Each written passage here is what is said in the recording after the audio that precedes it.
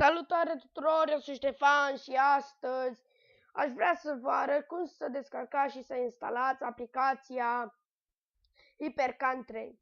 Aplicația aceasta este pentru filmat, să filmați desktopul calculatorului, laptopului și să începem.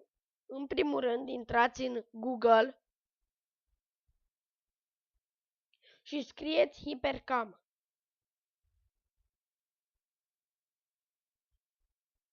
Vă apare aici HyperCam 3, dați pe el. O să vă las linkul în descriere, este primul. Bun, trebuie să vă apară așa. Downloadați demo, deci îl downloadați demo. După aia intrați unde l-ați downloadat.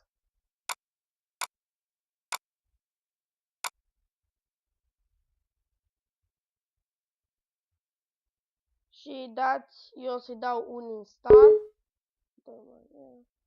HyperCam. Bun, și cam așa o să vă apară.